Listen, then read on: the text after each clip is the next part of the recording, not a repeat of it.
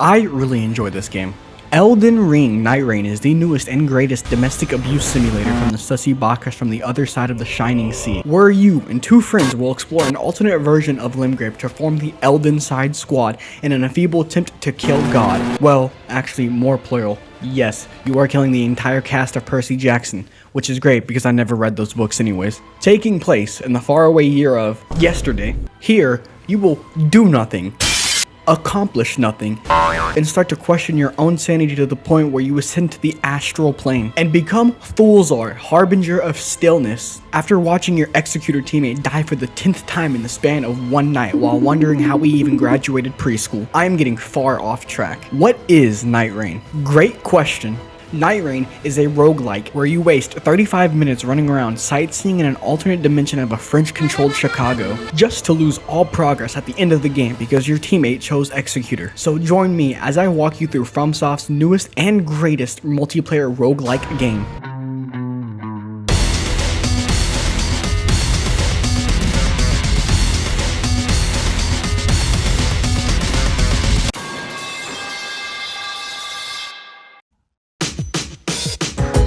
So, before you load into the game, you will get acquainted with the round table hold. Here, you will interact with the entire NIGHTREIGN cast, choose your relics, and name your player whatever you want. And I mean whatever you want. Like Baby Girl, ABG, Dr. Ligma, Ecclesiastes. You can also mess around behind the building and practice how to interact with the homeless. How I react when people give me the blue screen stare. Outside of general tomfoolery, you get to speak to the entire cast of the Cryptoverse. We have Wilder, Executor, Baby Girl, Recluse, and a Hawk too, eh? I knew the Recluse would read a book, but the Hawk too? Once you're done with all bashing and crashing, you will select the Night Lord you wish to face. Then you will team up with exactly 2 other friends to drop into the map. The basic gameplay loop has you running around a decently sized map for 2 days and 2 nights, but we'll get back to that later. Building and trees aplenty. Around this map are plenty of encounters and field bosses to fight, each one dropping your next murder tool. Once you defeat them, there are these orbs that allow you to choose between a number of weapons or abilities. Most weapons you get have special abilities and modifier to help improve your reign against the Night Lords. Side note, you don't have to have the weapon equipped to receive its respective bonus. You'll spend most of the days running around fighting the spawn of Satan, collecting smithing stones, and annihilating everything in your general vicinity in an attempt to establish a Starbucks so the white woman can provide for more tourism, because this place is seriously lacking in revenue streams. At the end of each day, you'll be forced into a small boss arena somewhere randomly on the map. This is where you'll meet a lot of returning and old faces from the FromSoft catalog. There is a large range of bosses, each with different enemy pools according to the Night Lord you chose at the beginning of the run. If your whole team catches the fade in these boss fights, your run will end. If that sounds like a lot, don't worry, because it is. But you are more than a weapon, and that's where the character classes come in. Instead of creating your own abomination that not even a mother could love, instead you play as a pre-designed character with their each own predetermined playstyle and stats. Each Nightfarer has a passive, normal, and ultimate ability that recharges after a set amount of time. Yes, I am going to cover each Nightfarer one by one. Wilder is the poster child of NIGHTREIGN and is a well-rounded character whilst preferring greatswords. You can't go wrong choosing him. Wilder's passive possesses the ability to just cheat death for some reason, but only once, but this can be refilled at sites of grace. The regular ability issues a grappling hook that can be used for movement. It will pull small enemies to you and pull you to bigger enemies. There's not much to say about this. Wilder's ultimate has him charge up his gauntlet to create a devastating explosion, stunning the enemy hit by the attack. This includes bosses and Night Lords. This is also a great revive tool. He can be played to fill every spot and will be one of the primary damage dealers towards bosses, so hopefully you're good at dodging because I'm not. Executor. Executor will receive a damage buff from getting status effects for 20 seconds, so things like getting poisoned and seppuku will give an advantage for you. Inspired by Sekiro's gameplay, Executor wields a cursed katana that can allow enemy parries to charge a killer counterattack. Executor can parry anything, and I mean anything, like the heat from fire. Lastly, his ultimate ability, Aspect of the Crucible. That dog in me. I'll be honest, Executor provides absolutely no help for the team, so you better have pretty confident duo of teammates to choose him over any other Nightfarer, which I find it hard to figure out how my teammates climbed out of the garbage can they resided in. Alright, time for Baby Girl. Duchess is one of 2 characters you have to unlock, so let's speedrun that process. Beat the first Night Lord. Give the pocket watch to the Wish.com Firekeeper. You unlock the Duchess. She has an improved and faster dodge with more iframes. She also attacks more efficiently with daggers. The regular ability will reapply whatever damage the enemy has taken within the last 2 seconds. This also applies to status effects. Her ultimate ability will also cloak your entire team, rendering you invisible to every enemy in the game, but be careful, you can still get hit by AoE attacks. The Duchess makes for a pretty fun and useful gal. You could also play her as a makeshift spellcaster. Guardian. The biggest bird man dude is an excellent great shield wielder, so you need to play him with the shield plus halberd / spear. His passive gives him an improved block as he stances up, pretty simple to understand. His normal ability has the hawk creating a whirlwind that will lift up decent sized enemies into the air and deflect any projectiles. Guardian's ultimate has him flying high into the sky and slamming down, doing a lot of damage to the AoE and surprisingly to the teammate revive meter. Guardian is this game's classic tank character as he can sustain a lot of damage while allowing him to be great at keeping his teammates up. Iron Eye. Iron Eye is probably the only time a bow will ever be a viable weapon unless you chose to suffer in a FromSoft game. The passive gives you a higher chance to get drops from enemies, and this will apply to your teammates as well, so you can recreate an average upper middle class trip to New York City.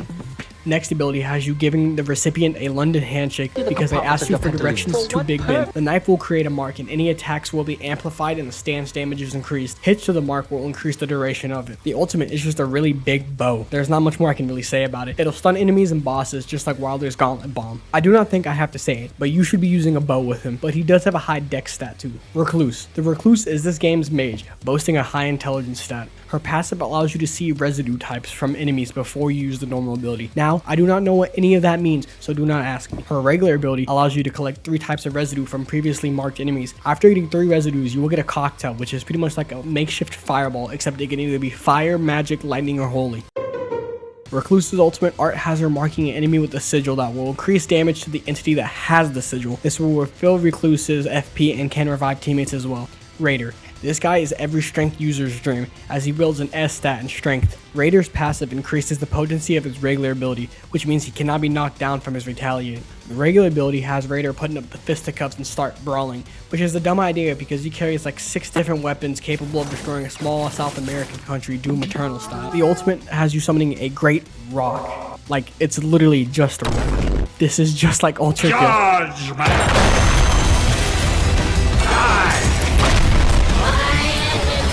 I think it does stance damage, I don't know, but you can use it to get a cool little jump attack on an enemy. Raider's abilities are useless, but his strength is the only redeeming part about his entire kit.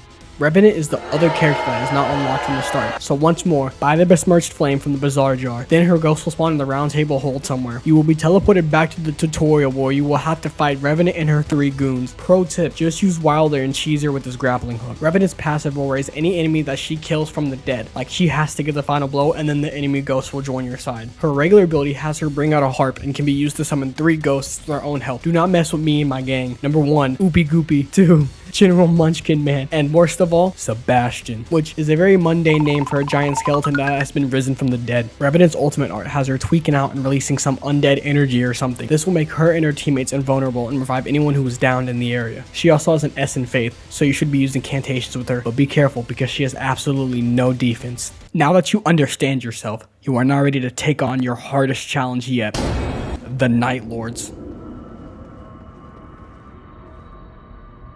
When milk goes bad, it becomes yogurt. Preach?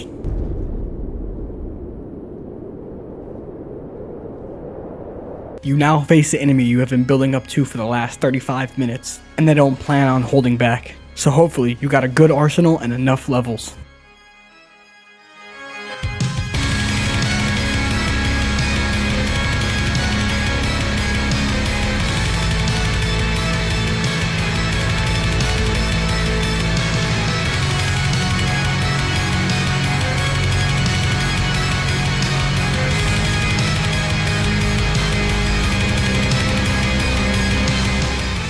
You and the boss only have one goal: to hit that subscribe button and smash that bell icon. This fight will require you to use every piece of equipment in your disposal. The boss moves faster than you, hits harder than you. Now, this may seem like a challenge that looks very possible, but that requires that I understand his movement and his timings, which I do not seem that I am very good at. Like the sword swing and the bigger sword swing. Very complex, I know.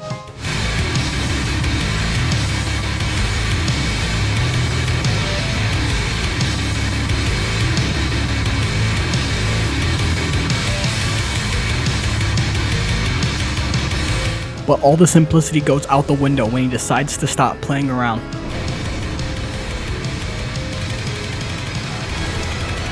In the coolest way possible, The battle goes from a straightforward 1v3 into an anime movie fight. This reminds me of the time when Shinobu Kocho killed my dog. You now have to play the most complicated game of the floor is lava, whilst having to dodge ballistic missiles as well.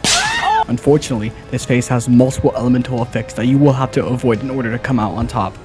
But there isn't a single thing in this boss fight that you can't counter. So how about we introduce this Night Lord to the concept of daytime.